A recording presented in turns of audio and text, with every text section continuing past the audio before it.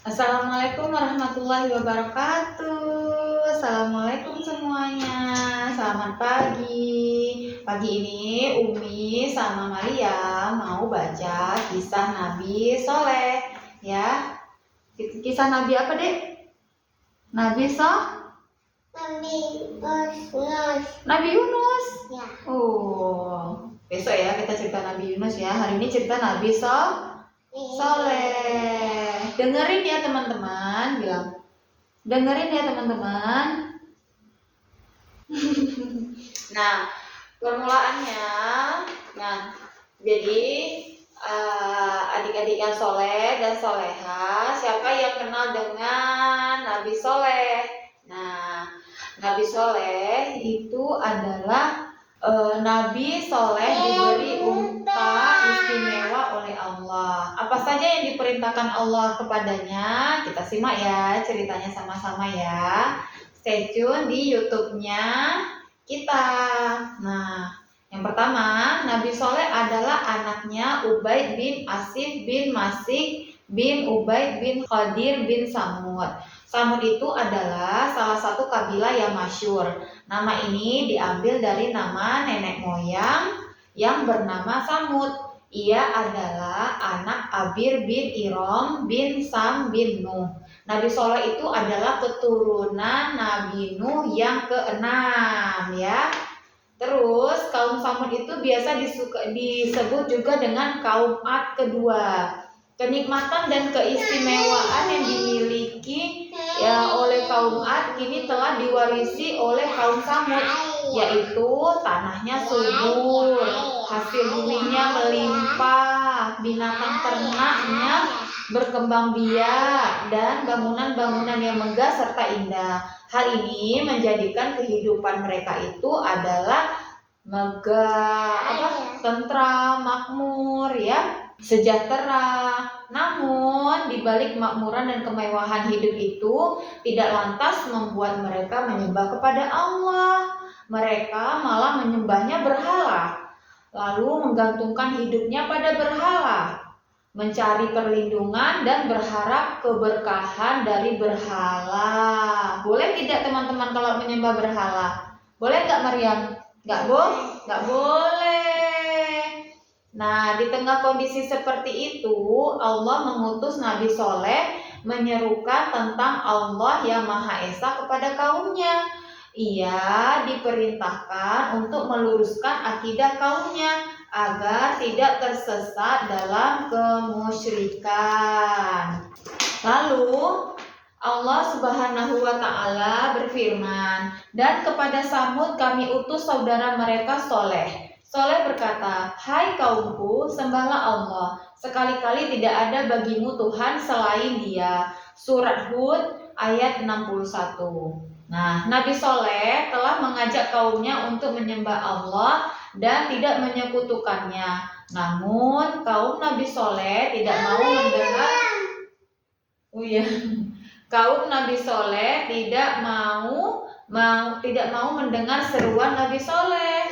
Mereka malah menjawab, "Hai Soleh, sesungguhnya kamu sebelum ini adalah seseorang di antara kami yang kami harapkan. Apakah kamu melarang kami untuk menyembah?"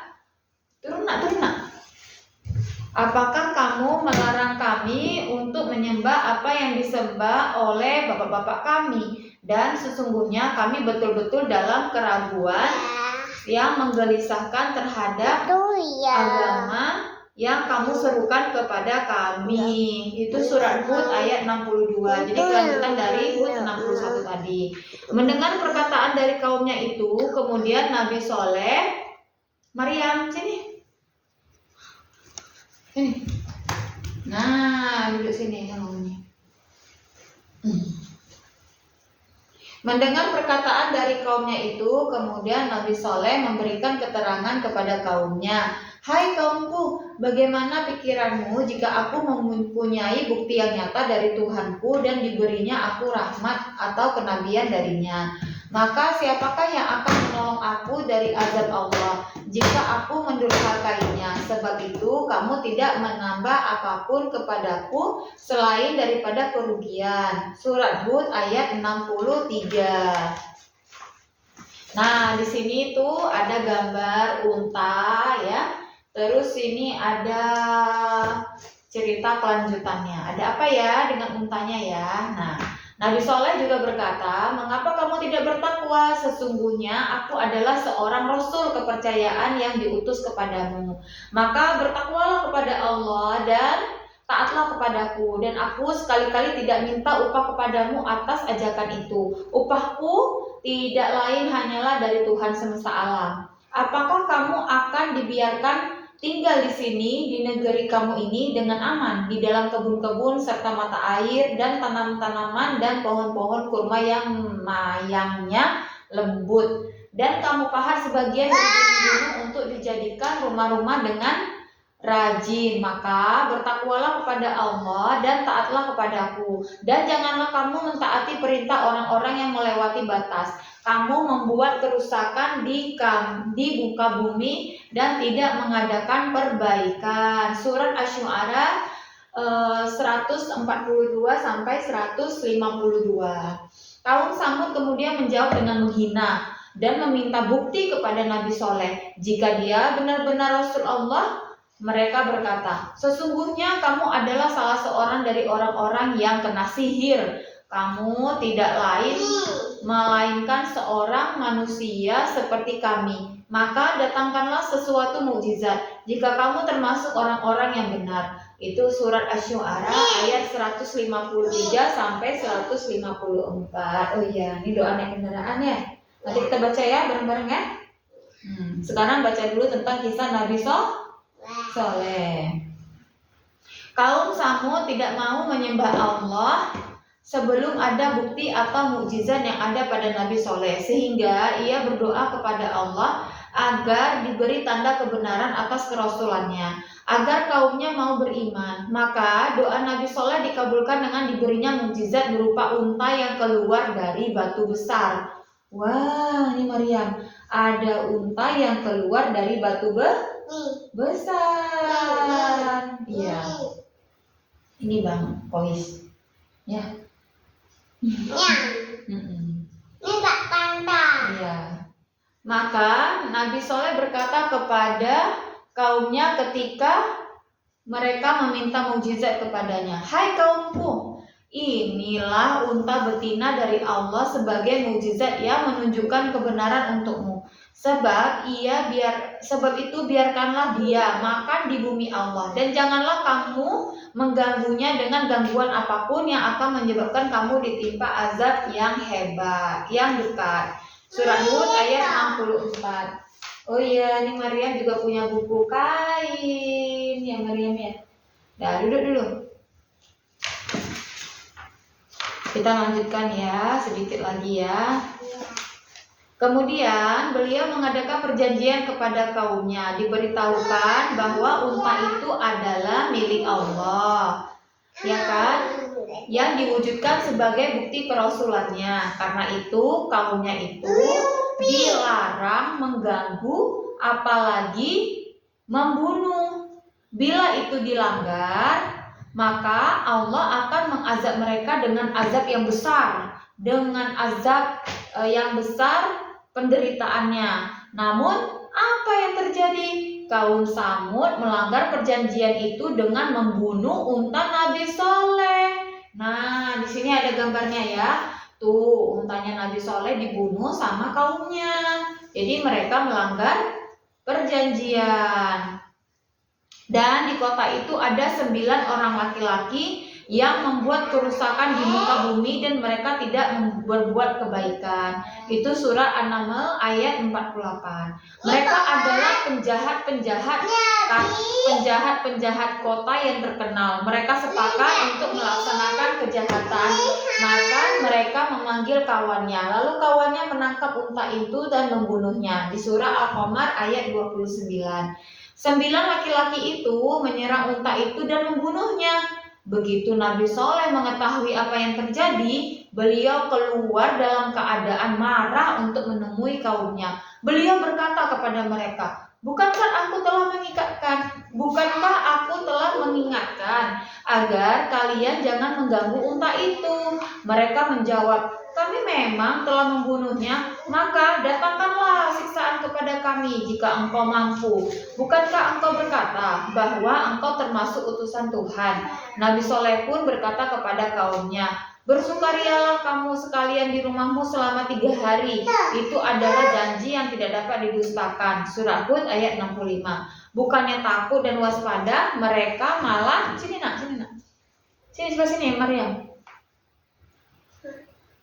Mereka malah semakin santai dengan ancaman itu. Mereka justru berencana membunuh Nabi Soleh secara tiba-tiba di malam hari. Mereka berkata kepada satu sama lain, bersumpahlah kamu dengan nama Allah bahwa kita sungguh-sungguh akan menyerangnya dengan tiba-tiba beserta keluarganya di malam hari. Kemudian kita katakan kepada warisnya bahwa kita tidak menyaksikan kematian keluarganya itu, dan sesungguhnya kita adalah orang-orang yang benar. Itu surah An-Naml ayat 49. Maksudnya adalah setelah membunuh Nabi Soleh, mereka akan menutupi kasus pembunuhan itu agar mereka dinyatakan tidak bersalah. Namun sayangnya Allah menggagalkan rencana 9 orang perusak bumi itu. Nabi Soleh dan para pengikutnya telah lebih dulu meninggalkan kaum Samud. Begitu mereka sampai di rumah Nabi Soleh, Allah menurunkan batu-batu yang melempari mereka dan membinasakan mereka terlebih dahulu sebelum kaum Samud yang lain. Kemudian datanglah janji Allah Subhanahu wa Ta'ala untuk menghancurkan seluruh kaum Samud yang kafir setelah 3 hari. Maka pada hari keempat langit terpecah melalui teriakan yang keras. Teriakan itu menghancurkan gunung dan membinasakan apa saja yang ada di dalamnya.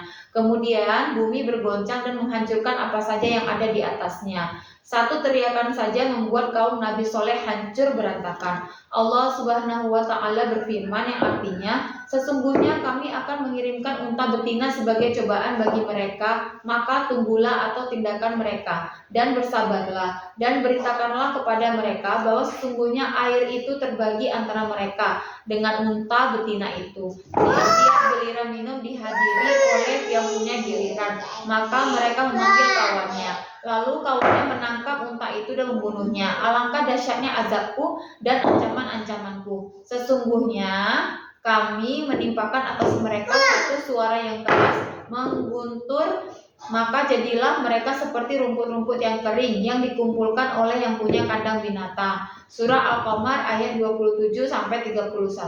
Mereka hancur semua sebelum mengetahui apa yang terjadi. Adapun orang-orang yang beriman bersama Nabi Soleh telah meninggalkan tempat tersebut sehingga mereka selamat.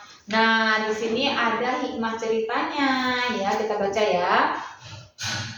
Kekayaan dan kemakmuran seringkali membuat kita lalai kepada Allah. Jangan seperti kaum Samud ya adik-adik, kita hendaknya bersyukur atas karunia Allah kepada kita. Allah senantiasa memberikan peringatan dengan mengutus seorang Rasul pada satu kaum sebelum menghukum mereka. Hal ini menunjukkan kasih sayang Allah kepada kita. Nah, untuk kita di saat ini adalah Rasul kita adalah Nabi Muhammad SAW ya. Rasulullah adalah Nabi terakhir. Jadi kita harus taat ya. Kita mengikuti sunnah-sunnah Nabi ya. Tetap berpegang teguh terhadap ajaran-ajaran Rasulullah ya. Jadi adik-adik yang soleh-soleha jangan lupa untuk senantiasa belajar terus ya.